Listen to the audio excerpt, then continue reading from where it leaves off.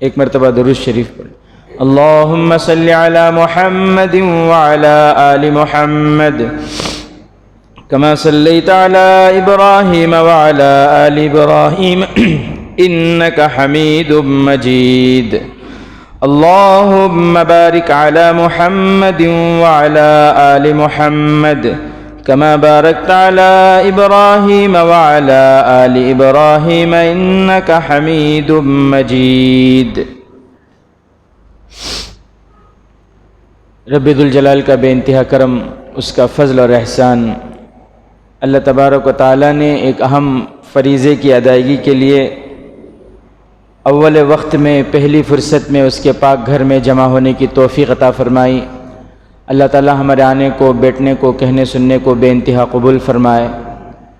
میرے محترم بزرگ عزیز دوستوں، اس رمضان کا یہ آخری جمعہ ہے۔ اسے جمعۃ الوداع بھی کہا جاتا ہے، یعنی الوداعی جمعہ۔ زندگی بڑی اسپیڈ سے گزر رہی ہے، بہت تیزی کے ساتھ گزر رہی ہے۔ خوش نصیب ہیں وہ لوگ جو رمضان کے مہینے میں روزے رکھے، خوش نصیب ہیں وہ لوگ جو رمضان کے مہینے میں تراویح پڑھے، بڑے خوش نصیب ہیں وہ لوگ جنہوں نے عبادت کے ساتھ رمضان کا مہینہ گزارا۔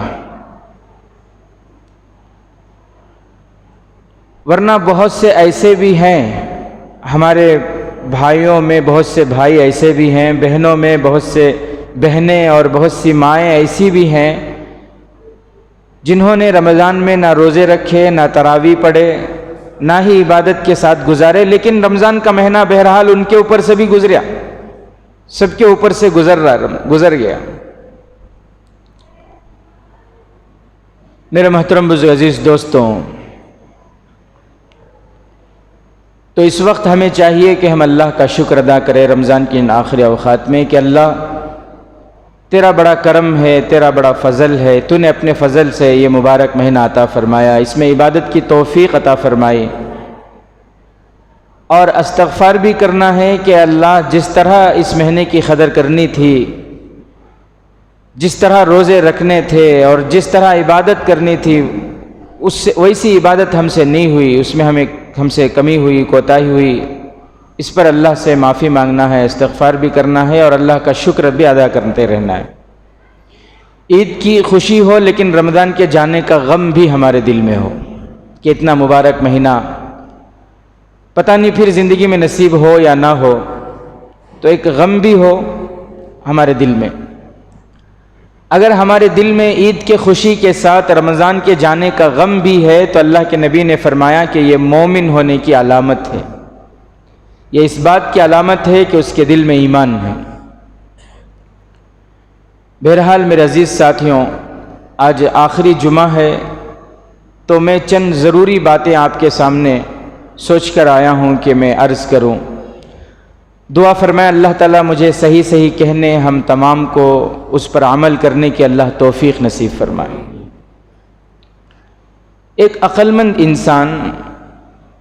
مند انسان اس کی خواہش یہ ہوتی ہے، اس کی چاہت یہ ہوتی ہے کہ میں اللہ کی نظر میں کامیاب بنوں اور انسانوں کی نظر میں بھی میں کامیاب رہوں۔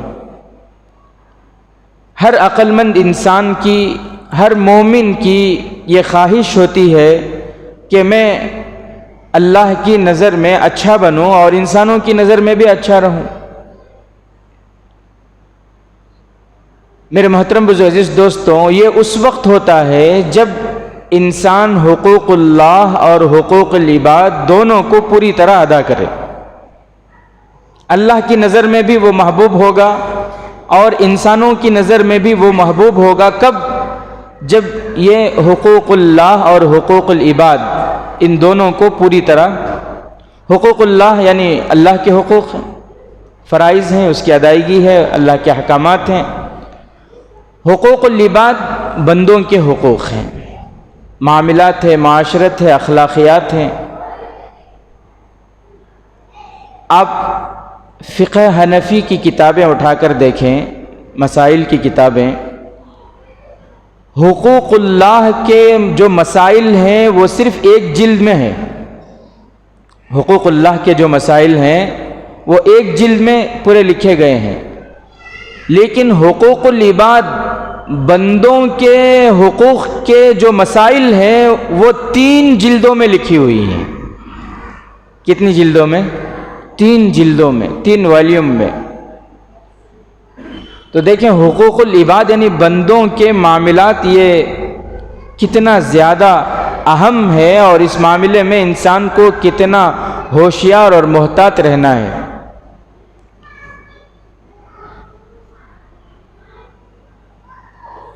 آج اس سلسلے میں بہت کمی ہوتی ہے. خوب اچھی طرح یاد رکھیں، اگر انسان حقوق العباد میں، انسانوں کے یعنی معاملات میں، معاشرت میں، اخلاقیات میں اگر کمی ہو تو وہ معاشرے میں اس کا اچھا نام نہیں ہوتا.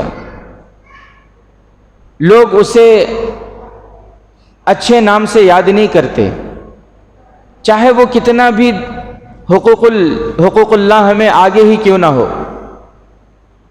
لوگ یہی کہتے ہیں کہ بھئی نماز روزے کے اتنے پابند ہیں وہ، اور ظاہر میں دیندار لگتے ہیں، لیکن ان کے معاملات لوگوں کے ساتھ صحیح نہیں ہیں.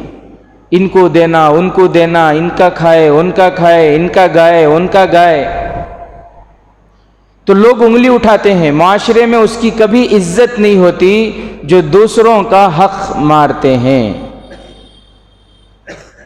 جو دوسروں کا حق ادا نہیں کرتے. معاشرے میں بھی ان کی عزت نہیں ہوتی. جب معاشرے میں نہیں تو اللہ کے یہاں کیا ہے؟ اور بہت سے لوگ یہ کہتے ہیں کہ حضرت آج کے زمانے میں صحیح بن کو چلنا بہت مشکل ہے. یعنی لوگوں کا ذہن یہ بن گیا ہے، لون نہیں لیے تو، سود نہیں لیے تو، سنگے میں عورتوں کو نہیں بھیجے تو ہماری زندگی نہیں چلتی. ذرا اونچ نیچ ہو جاتا ہے، دھوکہ دینا پڑتا ہے، جھوٹ بولنا پڑتا ہے. اس کے بغیر آج کی زندگی میں سادگی کے ساتھ جیتیں گا تو بچوں کو پالنا مشکل. یہ بولتے ہیں لوگ، حالانکہ یہ غلط بات ہے، یہ سب غلط بات ہے. ہمارے اکابرین کی زندگی، کیا ہمیں ونٹیج کما رہی سو، ہمیں ونٹیج گھر چلا رہی سو، ہمیں ونٹیج بچوں کو پال رہی سو. تجارت وہ بھی کیے نا.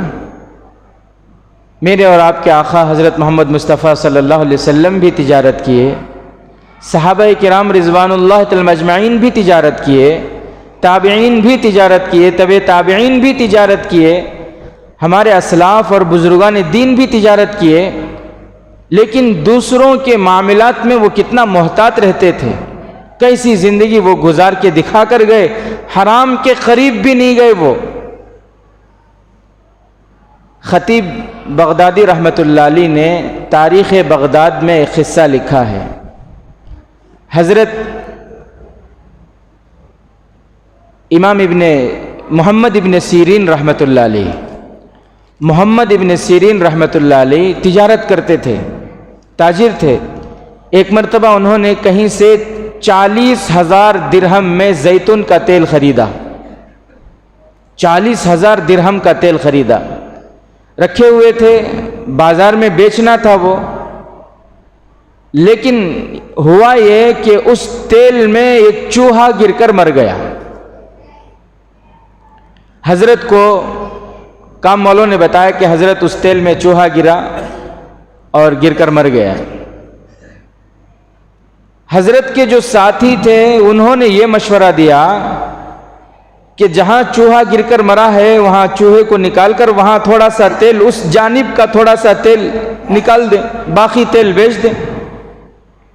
کیونکہ تھوڑا بہت تیل نہیں ہے نا، 40,000 درہم کا یہ تیل ہے.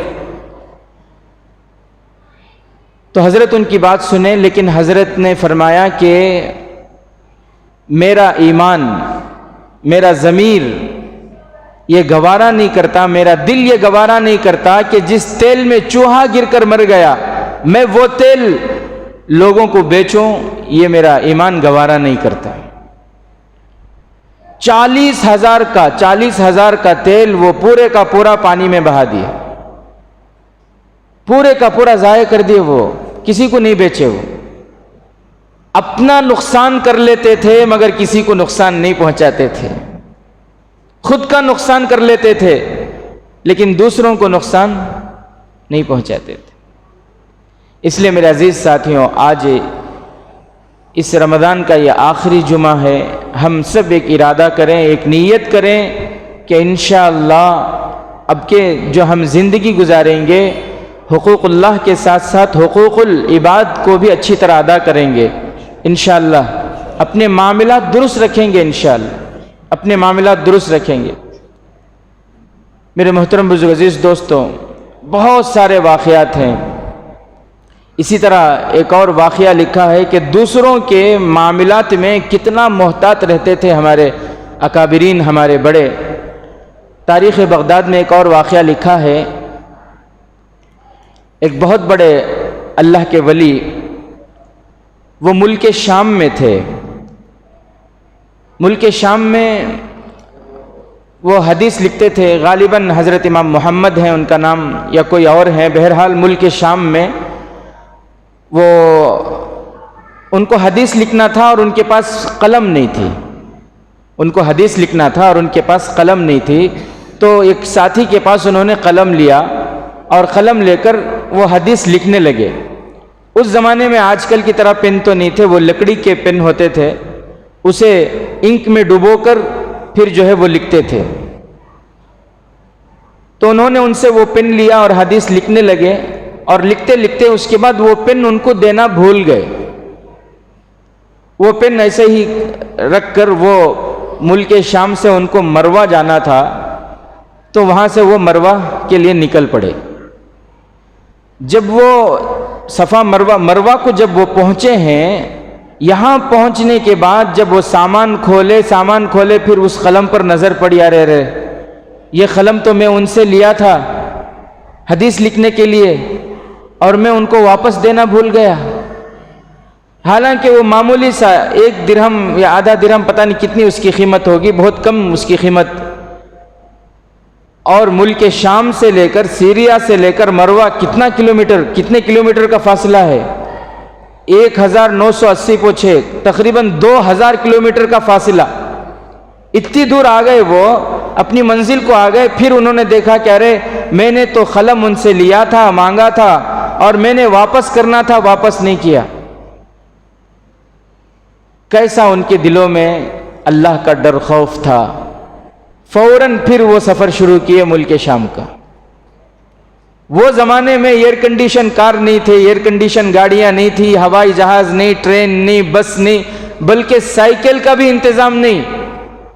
اس زمانے میں سواریاں کیا ہوتی تھی؟ گھوڑوں پر سوار ہوتے تھے یا اونٹوں پر سواری کرتے تھے۔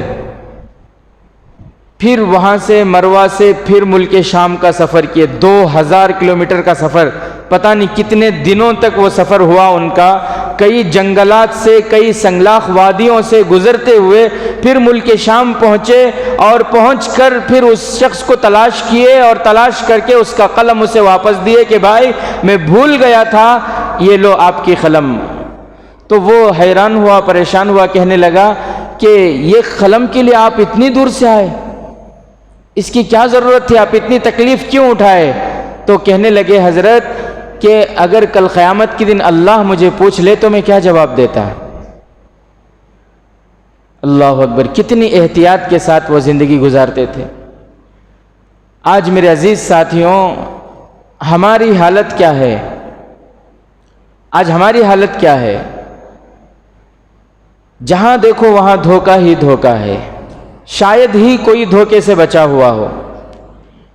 کولی مزدوری والے سے لے کر اوپر سے اوپر تک جہاں جاؤ، اب سب کوئی نہ کوئی، ہر شخص جو ہے کسی نہ کسی طرح کرپشن میں موجود ہے، دھوکے میں موجود ہے۔ ہر شخص کی کوشش یہ ہے کہ میں جتنا زیادہ دھوکہ دے کے جتنا زیادہ کما سکوں کما لوں۔ میرے عزیز ساتھیوں، خوب اچھی طرح یاد رکھیں، اللہ اپنے حقوق میں کمی کوتاہی ہو، نماز میں کمی بیشی ہو، اللہ کے حقوق میں کمی بیشی ہو، اللہ معاف تو کریں گے، لیکن بندوں کے حقوق میں کمی بیشی ہو اللہ ہرگز معاف نہیں کرتے جب تک بندہ معاف نہ کرے۔ قیامت کے میدان میں کون کس کو معاف کرے گا؟ وہاں تو ہر شخص کو نیکی کی ضرورت ہے۔ باپ اپنے بیٹے کو نیکی دینے کو تیار نہیں، جو بیٹا ساری زندگی اپنی باپ کی خدمت کرتا رہا، اپنی ماں کی خدمت کرتا رہا، ماں کے اشاروں پہ چلتا رہا، باپ کے حکموں پہ چلتا رہا، وہ بیٹا خود باپ سے ماں سے بھاگے گا، نفسی نفسی کا عالم ہوگا۔ وہاں کوئی ہمارے حق معاف کرے گا یا آپ امید رکھتے ہیں؟ نہیں کرے گا۔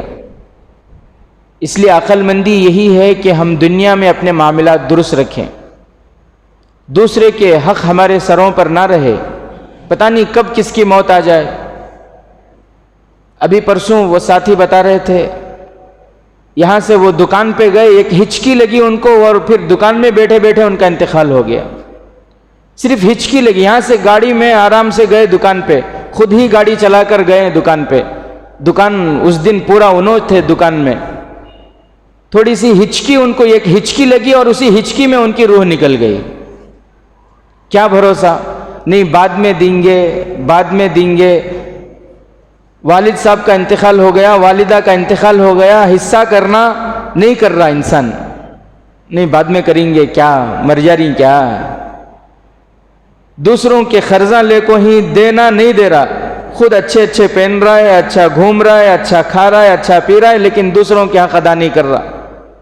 اگر دوسروں کا ایک روپیہ بھی ہمارے سر پر رہا اللہ معاف نہیں کریں گے۔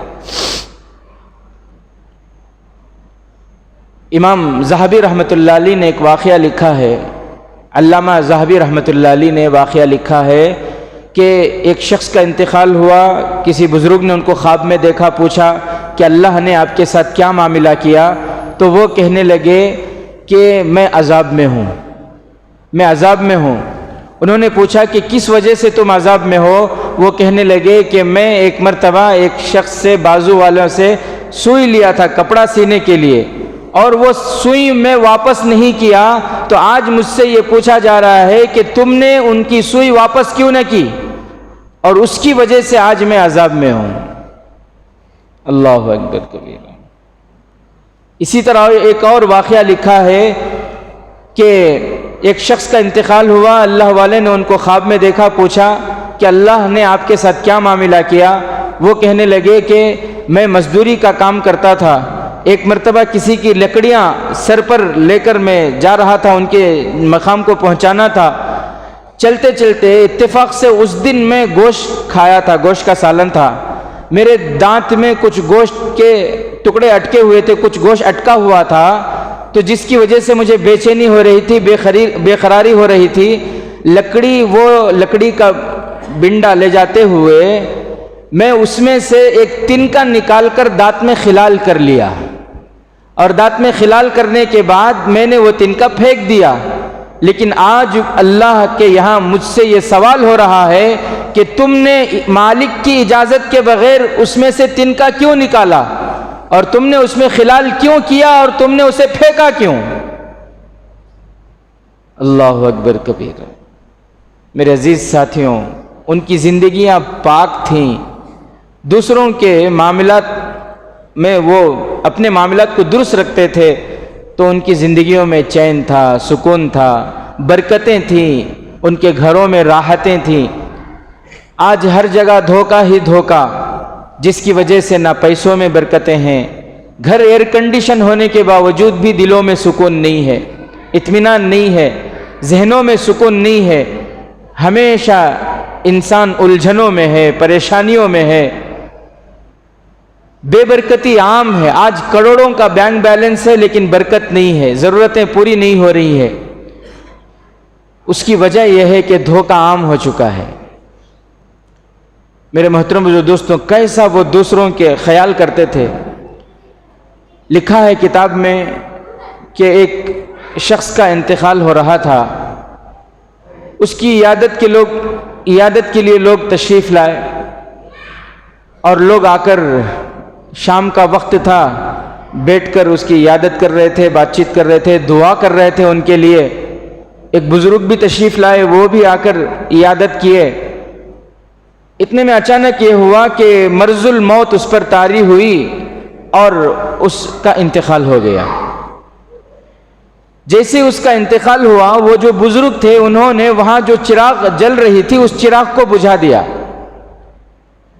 وہ جو چراغ جل رہی تھی اس چراغ کو بجھا دیا، پورے کمرے میں اندھیرا ہی اندھیرا۔ لوگ کہنے لگے ارے حضرت یہ کیا کیا آپ، چراغ کیوں بجھا دیے؟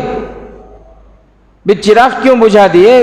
ابھی اس کا انتقال ہوا ہے اور پھر سارے لوگ ہیں یہاں پر، اندھیرا ہو گیا، اب عقل بھی ہے یعنی کیوں چراغ بجھا دیے؟ تو حضرت کہنے لگے بھائی یہ چراغ جو سلگ رہا تھا یہ ان کے ملکیت کا تھا، ان کی ملکیت کا تھا، اس چراغ کے یہ مالک تھے، یہ تیل ان کے پیسوں کا تھا، یہ چراغ ان کے پیسوں کا تھا۔ جب تک وہ باحیات تھے، زندہ تھے، تب تک تو ٹھیک تھی بات، لیکن اب ان کا انتقال ہو گیا اور یہ چراغ ان کے وارثوں کا حق ہو گیا، اس کا تیل ان کے وارثوں کا حق ہو گیا۔ اب اس چراغ میں ان کے وارثوں کا حق، اس کے تیل میں ان کے وارثوں کا حق، اور ان وارثوں کی اجازت کے بغیر اس تیل کو استعمال کرنا، اس چراغ کا استعمال کرنا صحیح نہیں ہے، اس لیے میں نے بند کر دیا۔ اللہ اکبر کبیرہ، کیسی احتیاط تھی ان لوگوں کی زندگی میں۔ آج میرے عزیز ساتھیوں ہر جگہ دھوکہ ہی دھوکہ۔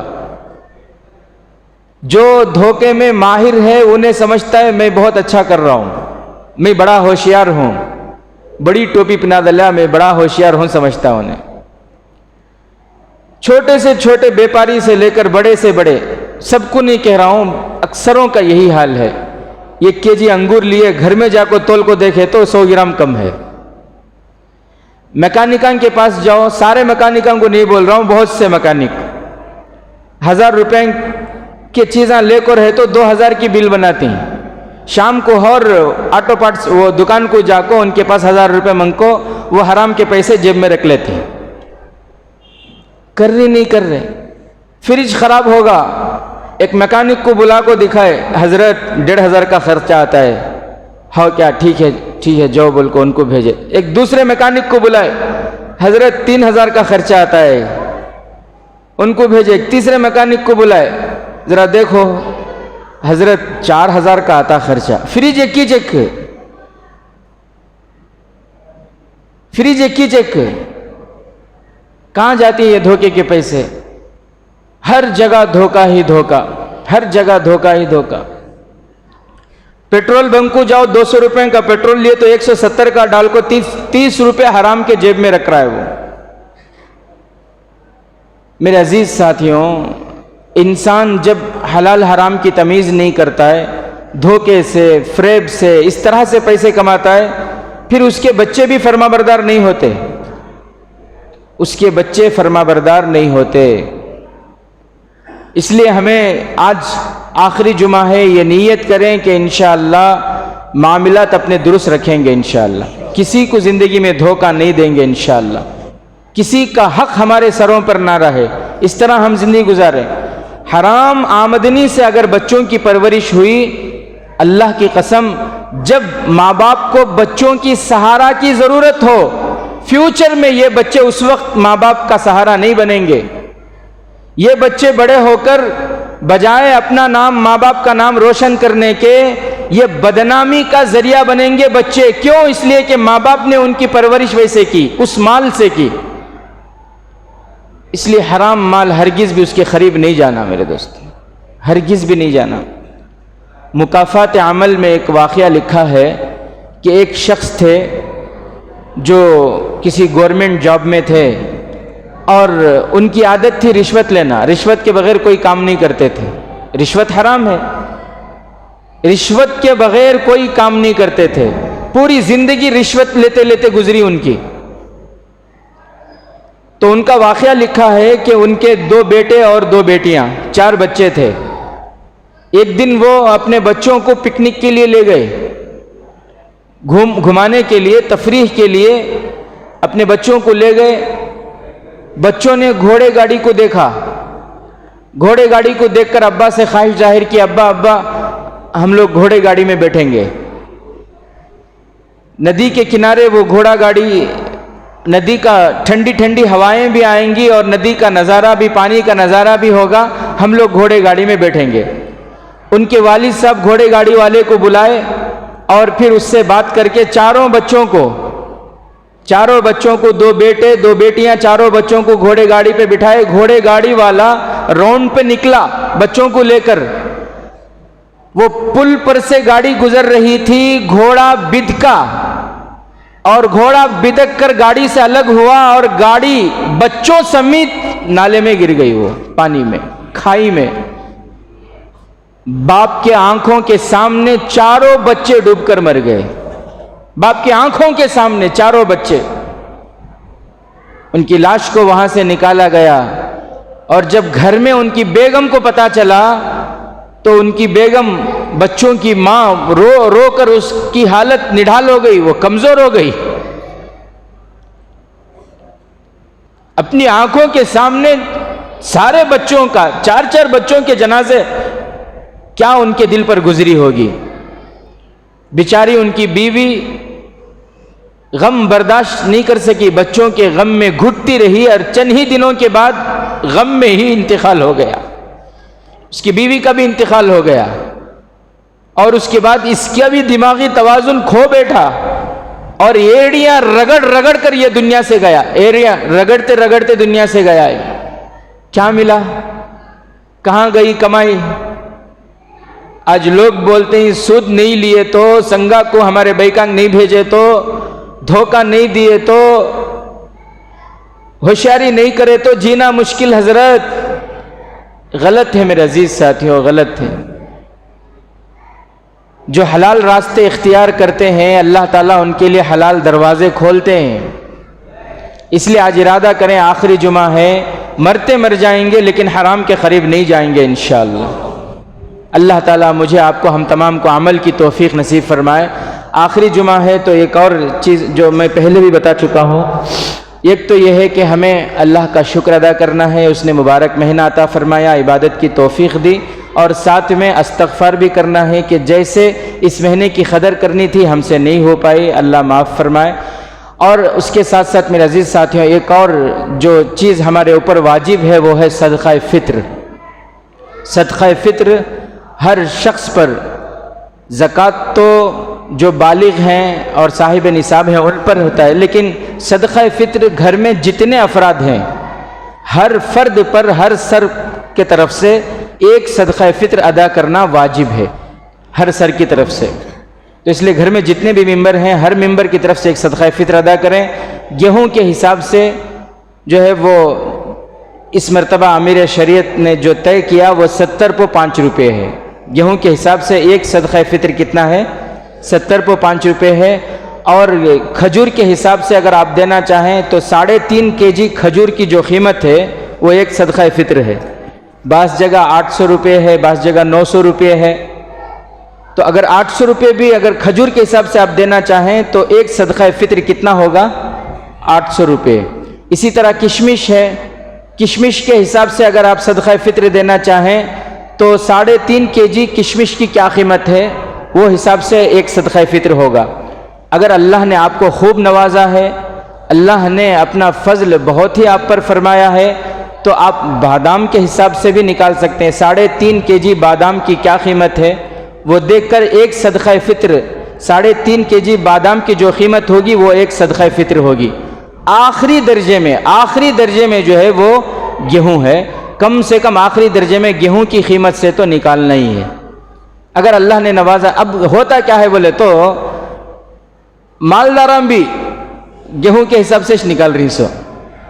مالداران بھی کیا ہے, کون وہ کشمش کھجور بادام بات وہ وہاں کسی کا ذہن ہی نہیں جاتا. حالانکہ ایسا نہیں کہ اللہ نے سب کو غریب بنا, ایسا تو نہیں ہے. بہت سوں کو اللہ نے طاقت دی ہے, استطاعت دی ہے, صاحب استطاعت ہیں, اللہ نے حیثیت دی ہے. وہ چاہیں تو کھجور کے حساب سے بھی نکال سکتے ہیں, وہ چاہیں تو کشمش کے حساب سے بھی نکال سکتے ہیں, وہ چاہیں تو بادام کے حساب سے بھی نکال سکتے ہیں. بہرحال یہ غریبوں کا حق ہے, نکالنا ضروری ہے, ضرور نکالیں. اور کوشش یہ کریں کہ عید سے پہلے یہ نکال دیں, عید سے پہلے یہ نکالنے کی کوشش کریں. مسئلہ یہاں تک لکھا ہے کہ عید کے دن بھی اگر سورج نکلنے سے پہلے پہلے بچہ کوئی گھر میں پیدا ہوتا ہے یا بچی کی ولادت ہوتی ہے تو اس بچے اور بچی کے طرف سے بھی صدقہ فطر نکالنا واجب ہے۔ عید کے دن بھی سورج اشراق سے پہلے پہلے، سورج نکلنے سے پہلے پہلے اگر کسی بچے کی ولادت ہو تو اس والد پر ضروری ہے، گھر کے اس ذمہ دار پر ضروری ہے کہ وہ اس بچے کی طرف سے بھی صدقہ فطر ادا کرے۔